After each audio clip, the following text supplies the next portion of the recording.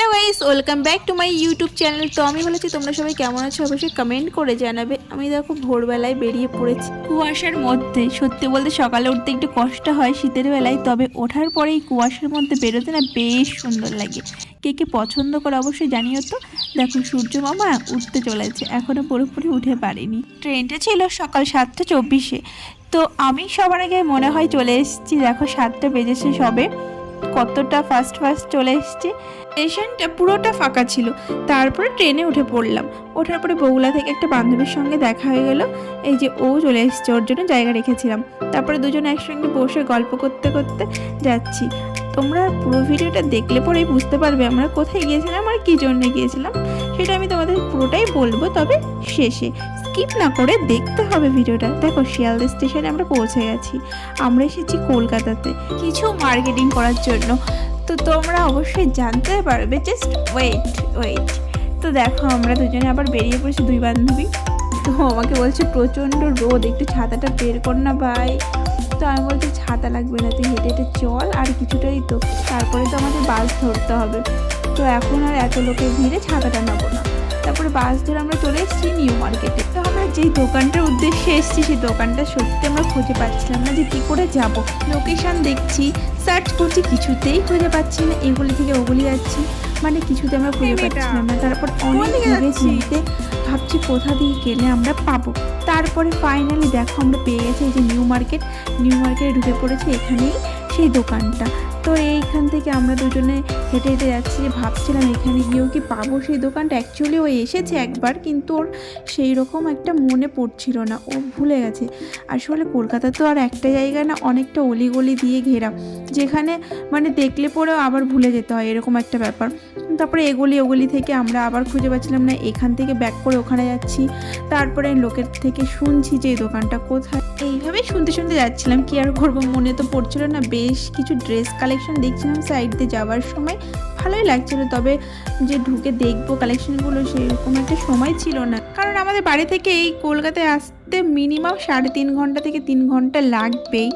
তো যেতে রাস্তা মিনিমাম ভেবে নাও 6 থেকে 7 ঘন্টা লেগে যায়। এই জন্য আমাদের ফার্স্ট টার্গেট ছিল যে আমরা যেই কাজে এসেছি সেটাকে কমপ্লিট করব, তারপরে আমরা ট্রেনটা থাকলে ট্রেনে চলে যাব তাড়াতাড়ি করে, যত তাড়াতাড়ি বাড়িতে পৌঁছাতে পারি। ফাইনালি দোকানের সামনে চলে এসেছি। আসার পরে রিম্পা একটা জল খেয়ে নিল। তারপরে বলছে চলো আমাদের প্রোডাক্টগুলো নেওয়া যাক। বিল করছে দেখো, আর আমি এই জিনিসগুলো নিয়েছি। আর ওইগুলো বেশ কিছু জিনিস পাইনি যেগুলো আমরা খুঁজছিলাম। তো এখানে সকাল সকাল দেখো এতটা ভিড় হয়ে গেছে, আর আমরা যখন বিল করছি না তারপরে এতটা ভিড় হয়েছে বলার মতো না।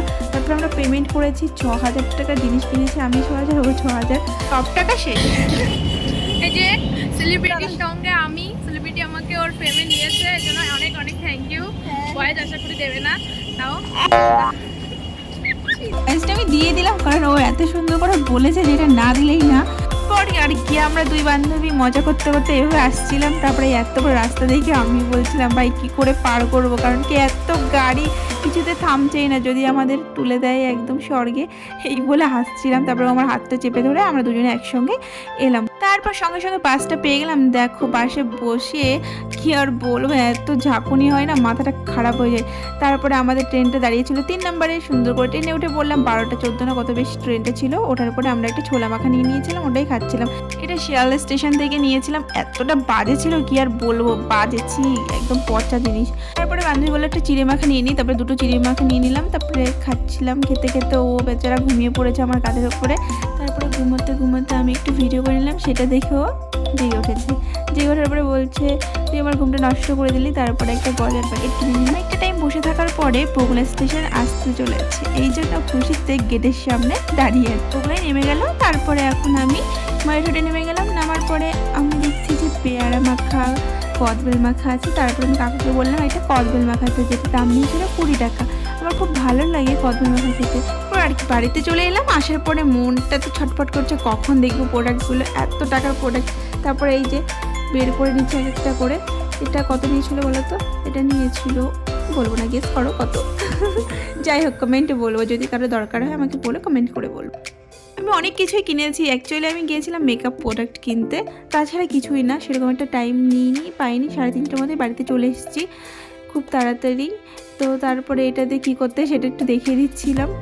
এটা দিয়ে মিক্স করতে হয় যে কোনো ফাউন্ডেশন বা তোমার লিপস্টিক বলো, মানে যে কোনো ক্রিম বেস জিনিস। এটা একটা প্রাইমার যেটা ছিল ফরএভার 52, দারুণ ছিল, জাস্ট দারুণ। ক্রিমগুলো না এত সুন্দর, যেটা দেখে না নিয়ে আর থাকতেই পারলাম না। তোমরা এটা কে কে ইউজ করেছো বা ইউজ করে থাকলে আমাকে জানিও যে কেমন লেগেছে তোমাদের। আমার তো বেশ সুন্দর লেগেছে। এইটা আমি সাজেস্ট করতে পারি প্রাইমার হিসাবে, খুবই ভালো, তোমরা নিতে পারো।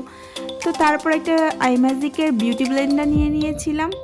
এটাও খুব সুন্দর, ব্ল্যাক কালারের একটা ব্লু কালারের নিয়েছিলাম। ব্লু কালারটা আমার বান্ধবীর কাছে থেকে গেছে, মানে ওর সঙ্গে ওটা কাউন্ট হয়ে গেছে, আমি আর মনে ছিল না। এটা আমি তো লাস্টে দেখে আমি ভয় পেয়ে গেছিলাম যে আমার ওটা কোথায় গেল।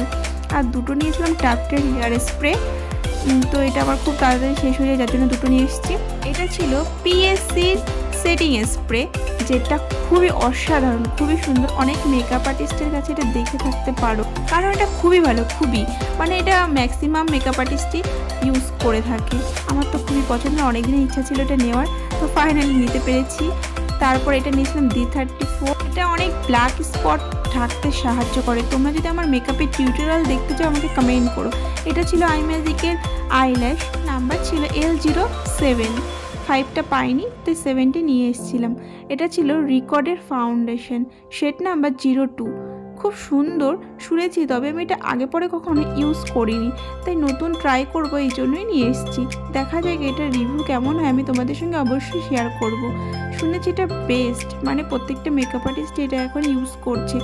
রিকর্ড মানে জাস্ট অ্যামেজিং শুনেছি, তবে আমি এখন ট্রাই করিনি, অবশ্যই ট্রাই করে জানাবো। আমি এই কটা জিনিসই কিনে ফেলেছি, এর দামই এত টাকা পড়ে গেছে, কি আর বলবো। অনেকক্ষণ ধরে ওয়েট করছিলাম কখন কদবেল মাখাটা খাবো, তারপরে নিয়েছি।